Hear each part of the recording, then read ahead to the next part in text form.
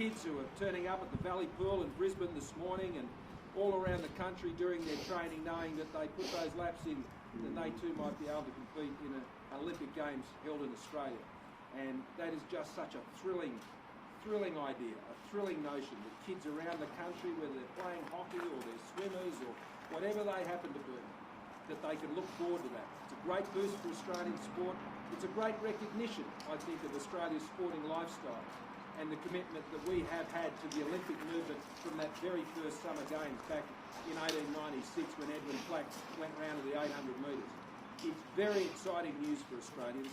So to everybody up there in Queensland, it's a win for all Queenslanders, it's a win for all those in South East Queensland, and it's a great win for Australia. Can I particularly thank all of those who've been so involved in this process over many years. Can I especially thank my own team, Ted O'Brien, who's been my special envoy from the Sunshine Coast up there, working this now for quite a period of time, working with the Queensland government, working with the Olympic movement and John Coates and all of that team, and of course all the regional mayors in South East Queensland. And Adrian, the Lord Mayor of Brisbane, who's done a terrific job. That's really where the inspiration first came from, together with the Olympic movement, and we were always pleased to be on board right from the beginning, going back to those early meetings I had with Dr. in Osaka first, and then Tokyo, and much engagement since then. Can I, of course, congratulate the Queensland Government and Premier Palaszczuk and all of those who participated in the presentation yesterday. I was thrilled to be able to join what was a very historic presentation from Australia here in Canberra yesterday, and to get that result I think is absolutely tremendous. Of course, it's going to be a big economic boost to Australia. Some 18 billion is the estimate over the course of now and to the Games. Those of us who, from Sydney understand how big a deal it was for Sydney over 20 years ago. Brisbane, South East Queensland, Australians all have a lot to look forward to as we work forward to those Games. So congratulations to everybody, and enjoy that moment. A lot of work to do now. I stress that the arrangement we have with the Queensland Government is not a 50-50 funding partnership, it's a 50-50 partnership. What that means is the decisions, the planning, the scoping of venues, the procurement, the contracts, the appointments, whether it's to the organising committee, the establishment of the coordination authority, all of that is a shared exercise. It's not just one state running a Games and sending us the bill. No. What we offered was to partner 100% and work shoulder to shoulder, share in those decisions, share in that planning, share in the contracting and the procurement, and that will be done hand in hand all the way from here to the 2032 Games. Now, that was a key factor in how we're able to secure those Games, because of not just the level of funding, but the partnership between the Commonwealth Government and the state government. Now, this is quite different to what occurred in the Sydney Olympics. In the Sydney Olympics, it was run by the New South Wales Government, basically pretty much paid for by the New South Wales Government, the Olympic Coordination Authority, SOCOG, all of that run by the New South Wales Government. This is a completely different model. This is a 50-50 model where the two come together. That's what the Premier and I agreed when we finally finalised our bid, and Ted O'Brien is actually sitting down with the Queensland Government this afternoon. I was talking to him earlier, and we're getting on with it right from now. So up Brisbane, up Australia. Can I move now to the fact that COVID NSC met again today. We're meeting weekly, have been for a very long time. The National Security Committee operating focused solely on managing the COVID response. And the vaccination program today hit another historic record. 184,000 vaccines done in a day. That is the equivalent per head of population of 2.36 million doses in the United States a day, or 481,000 in the United Kingdom when you express it as per head of population. So we are really hitting these marks now. More than 1 million doses being done in a 7-day period. 184,000 is a new mark for a daily record. 104,000 primary care vaccines administered. So another record for our GPs. That primary care model is the workhorse of the vaccination program that is delivering those vaccinations and getting those jabs in arms as quickly as we possibly can. And I note that there's some 6 million AstraZeneca vaccines now that have been administered in this country, which is incredibly important. And so we continue to go from strength to strength. Now, as I said yesterday, I take responsibility for the vaccination program. I also take responsibility for the challenges we've had. Obviously, some things within our control, some things that are not. And I'm keen to ensure, as we have been over these many months, that we've been turning this around. I'm certainly sorry that we haven't been able to achieve the marks that we had hoped for at the beginning of this year. Of course I am. But what's more important is that we're totally focused on ensuring that we've been turning this around. And if I give you some statistics, just to give you an idea of how much things have been turned around in just the last month. If you go back to the 21st of June until now, we have seen the double dose vaccination rates almost triple in the last month. We've gone from just over 5% to 15% double dose today. We now have 36% of those over 15 years old who have received a first dose. For those who are over 50, go back a month, we were at 6% on double dose. We're now at 20% on double dose in just 1 month. And for those who are over 70, double doses of just over 9% a month ago, and today we're at 33.9%. Over a third of those who are aged over 70 have received both doses of the vaccine, and of course that figure in aged care is well north of 80%. 76% in total now of those aged over 70 have received their first dose of the vaccine. And so we will continue to press forward. I also note that since I made some remarks about the AZ being available right across the population for those who wish to go and see their GP, I made those comments on the 28th of June. There have been 76,595 doses of the AstraZeneca vaccine administered to people under the age of 40 since that day.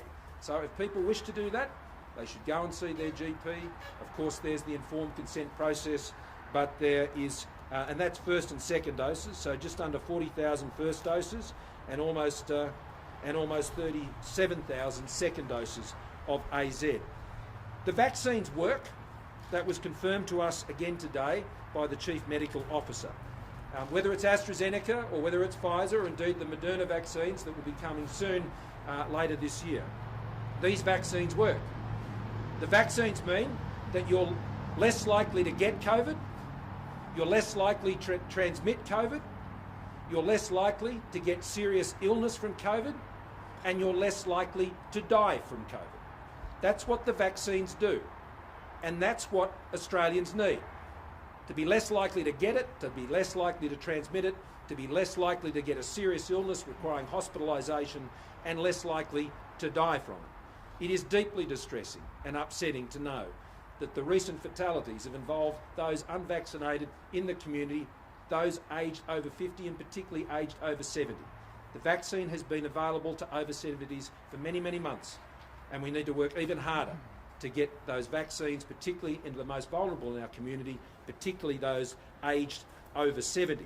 Now, I spoke to the Premier of New South Wales last night at some length, and we're in regular contact, as you'd expect. Was in touch with the Victorian Premier yesterday. We're speaking later today, and of course also in constant contact with the South Australian Premier. And in New South Wales, and in particularly in the Sydney area, it is very vital that all those in those vulnerable populations, aged over 70 in particular, but I'd say aged over 60, please go and get your AstraZeneca vaccine as soon as you possibly can. The numbers that we're seeing coming out of New South Wales show that the lockdown is keeping a lid on this. And it's going to be some time, though, clearly, from what the Premier has been saying and the numbers that we're seeing, to see these numbers go down to where we'd like to see them go. But the risk that is there means that it is vital, absolutely vital, and I implore not just those themselves who are over 60 to go and do this. Have the conversation in your family. Talk to your parents. Talk to your relatives who are particularly in that age group. Have the discussion. Offer to book it for them. Take them along. It's important that you get your family, particularly the more elderly members of your family, vaccinated. If the COVID breakout in New South Wales and in Sydney in particular were to extend beyond where it is, then that will of course put older people in the community at great risk. So that risk is accelerating, and it's very important that you take the opportunity to go and get those AstraZeneca vaccines to ensure you're protected and that your family and your community is protected. Now, on the vaccine program itself, we made some further important decisions today. We will be bringing further forward the pharmacy program and accelerating that, which was due to be coming in September with the Moderna vaccines and the mRNA vaccines. That will still occur for the mRNA vaccines, but pharmacy has always been an essential part of the Australian healthcare system, and earlier this year we did the pre-registration process and was able to identify some just shy of 4,000 pharmacies found suitable to participate in the rollout. Right now there are 118 community pharmacies currently vaccinating around the country, particularly in rural and regional areas where they're supplementing the GPs, where there's a shortage of GPs in particular areas. By the end of this month, there'll be 470. So for every pharmacist that's out there doing vaccinations right now, there'll be 3 times as many by the end of this month. Now, we also were able to identify 1,262 suitable pharmacies from regional, rural and remote areas that will be able to come into the program, and a further 2,668 in metropolitan areas. I note that particularly in the metropolitan areas affected by the latest outbreak in Sydney, in Fairfield, Canterbury, Bankstown and Liverpool, 48 pharmacies will commence offering vaccines in these areas by the start of next week. There's also the Chester Hill GP Respiratory Clinic, which has also been set up, and we've been working to establish that with local doctors there over recent weeks to get that in place. And I particularly want to thank Dr. Reefy for working with us and the Commonwealth and State Government on those initiatives. From next Monday, all community pharmacies across the country will be eligible to request participation in administering AstraZeneca vaccinations to the Australian population. We expect to see them commencing their vaccinations in mid-August. There is a process of the training, the certification that you need to go through. Safety is always important for the administration of vaccines, and that's what will be happening. So from next Monday, the Department of Health will be reaching out, and similarly pharmacists reaching in to get that process going, and that follows what I've already said, which is the tripling of pharmacies by the end of this month. Now, I also want to stress that all remaining GPs who would like to participate in the program can also do that from Monday, and that is all about increasing the many points of presence, and this is for AstraZeneca, I should stress. This increase in the pharmacy rollout for now is about AstraZeneca, and it's particularly designed to ensure that we can address those more vulnerable populations over 60. So it's very important in Sydney, as I said before, but we're facing challenges in Victoria where things are a lot more manageable, and also in South Australia, and so far those signs are encouraging, but there's still further time to play out there. But if you're in Perth, if you're in Tassie, if you're in Darwin, if you're up in North Queensland, in Cairns, or wherever you happen to be, this is important to ensure that you're protected. The Delta variant is very aggressive. The vaccines work against the Delta variant. That is confirmed to us time and again, but it is important wherever you are in the country to please go and see that pharmacist when they're available, or go and see your GP and make sure that you're getting the AstraZeneca vaccines, and similarly through the state clinics that are providing those AstraZeneca vaccines, and we are of course encouraging them to do that, that you can go and access there. Now, just a couple of final points on payments. Good news from yesterday is that Service Australia are processing more claims than they're receiving. They processed just shy of 70,000 claims yesterday on the disaster payment, and received some just under 65,000. They're making great progress. I want to thank all the people at Services Australia for the work that they're doing, those both on the phones and those working the online systems, which are proving to be very effective and are standing up. In total, $257 million, $238,500 has already gone out the door in New South Wales in response to some 518,399 claims. This is obviously a big demand on the system, but the system is meeting that demand and people are getting access to those payments, those $600 and those $375 payments. And again, I want to thank Service Australia for the great work they're doing. The call times are coming down, and also I'd note that from Friday, tomorrow, that's when Victorians can go online, and I encourage them to go online first. You have a CRN number with MyGov. That's the easiest way to do it. That's the fastest way to do it, and encourage you to use the online channels. For those who have particular needs, those in cold communities, things like that, or need to discuss other elements of their support, then the phone number, telephony offer is there for you as well. But please go to the online.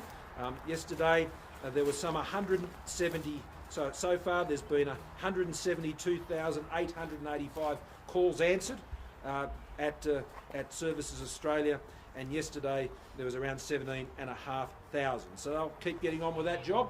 We'll keep getting on with our job, and happy to take questions. Prime Minister, the advice at this stage has been that people aged under 60 should talk to their GPs about getting AstraZeneca. Yep. Does it mean that pharmacists will only be giving the AstraZeneca vaccine to people aged over 60, or can they now have that conversation with their pharmacist? Well, if they wish to talk to a doctor, they should talk to the doctor, but and they should talk to their doctor to get that information that they need. But that's always up to the individual.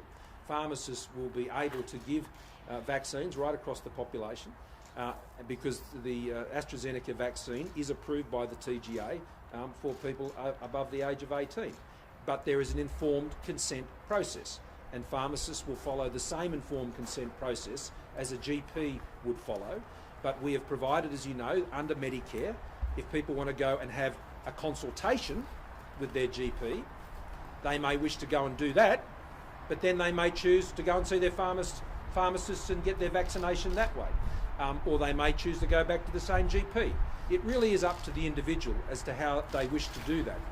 Bringing in the pharmacists earlier than we'd planned, but mid-year was always an opportunity for us, means that we can get more horsepower behind the AstraZeneca vaccines, but particularly, as I think you've probably picked up, I'm concerned about ensuring that we get those over 70 in particular getting vaccinated. Now remember, you've got 3/4 have already had their first dose. So by particularly focusing on them, that means we can get to high levels of second dose vaccination amongst our over 70s population. That is also important about how we can get to the next step, because our most vulnerable populations' vaccination rates are very important in that process as well. The WA government is not making the AstraZeneca vaccine available to under 60s in its state-run clinics. Just to be clear, is it your preference that under 60s be offered AstraZeneca in the state-run clinics or not? Well, that's a decision for the state governments about what they're offering. I want to get AstraZeneca vaccines in people's arms to protect them, their families and their communities. That's what I want. I'm trying to lift the vaccination rate.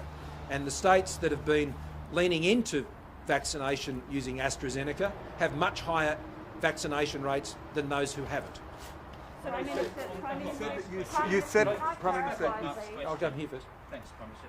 Back on Mark's question, just to clarify, can you get informed consent by simply seeing your pharmacist as opposed to seeing the GP? And secondly, can you talk about the two people who've sadly died taking AstraZeneca? And would you be worried if one of those people, as I understand it, or the family claims wasn't fully informed of the symptoms to look out for? Well, we're all responsible for our own health. And when it comes to informed consent and giving consent to whatever treatment or procedure you may have or I may have, then I'm ultimately responsible for what people do in their health treatment to me. And there has been the opportunity for people to visit their GP, to have that consultation. The government has provided that and funded that. And the informed consent process provides the decision to the individual. That's the sort of country we live in. People make their own decisions about their own health and their own bodies. That's why we don't have mandatory vaccination in relation to the general population here, because people make their own decisions. And we encourage people to make those decisions. We make as much information available to them as is possible. The vaccines, like any vaccine, with any vaccine, there are risks associated, and I won't go into each of the individual ones because I don't want to particularly draw attention to anyone. But we all understand that with any vaccine, there are risk factors, and they're enumerated and they're made available to people, and people make decisions about that. Well, I'll let the Chief Medical Officer and others speak to those because they have the details. I've been informed of those cases, and there have been other cases, and they're terribly tragic cases, like all of these are. And I feel for their families in those situations. And this is the terrible impact that pandemics have when you're responding to pandemics. But I do know that if vaccination rates, as we see, particularly for those who are older, are not where we want them to be, then people's lives are at risk. You said you take responsibility. I can't quite hear. You said you take responsibility for the vaccine rollout, that you're sorry for the way, I guess, that you haven't reached the mark that you originally hoped for. Yes. You were asked a number of times to say sorry yesterday. Why couldn't you say that then? And can you understand your reluctance in saying that? Why people might think that perhaps you aren't taking accountability? I think I've been very clear that as Prime Minister I'm responsible for the vaccination program. And I've also been very clear that that responsibility means fixing and dealing with the problems that we've had. And that's what we've been doing. And the vaccination program has turned the corner. The numbers that I've relayed to you, I think, are the proof points of that. It demonstrates that. So I take responsibility for the things that haven't gone as well as we'd liked, and I take responsibility for the things that have worked as well. And no country gets everything right. No Prime Minister gets everything right as well. And so my job is to keep getting on with the job. Prime Minister, can you clarify just with AstraZeneca? Sorry, I know this is terrible. I'm listening hard. I'm not a shouter. I'm going as hard as I can. Can you clarify with AstraZeneca? The Commonwealth has indemnified GPs. Yeah, they've indemnified. The same applies to pharmacists, the indemnity. So pharmacists? Yes. What about the state vaccination clinics? Because the nurses give those injections in the state. That's covered by states. So that's covered by the states. By the states. Yeah. So they have their own scheme?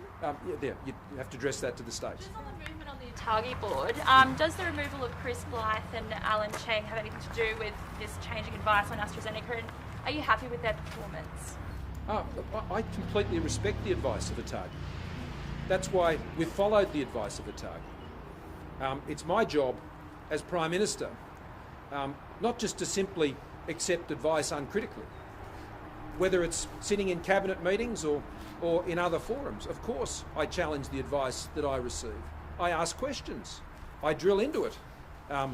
You would expect me to do that. I think Australians would not expect me to just take this advice simply on the face of it.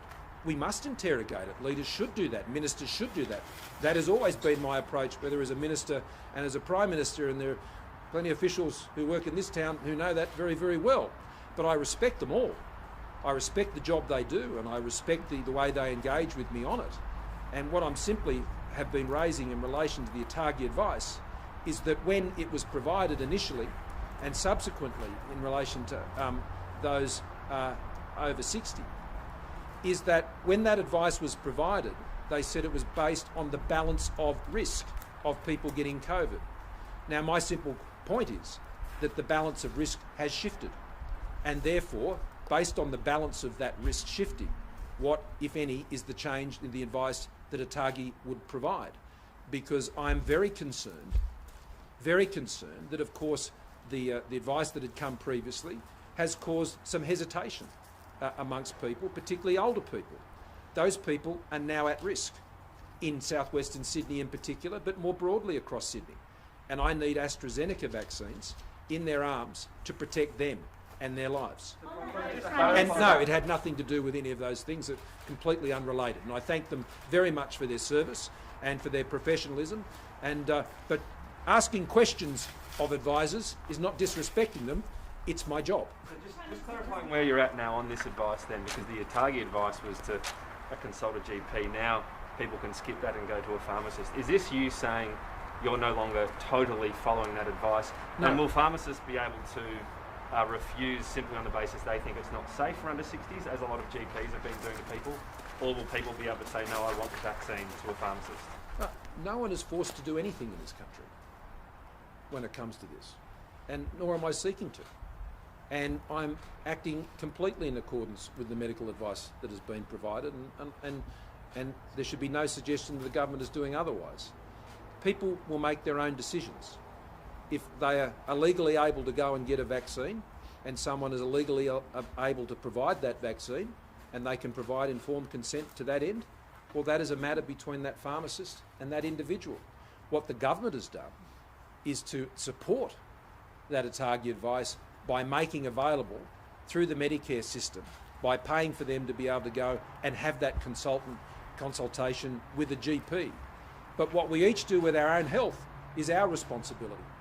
And how we seek to look after our own health is about decisions that we individually have to make.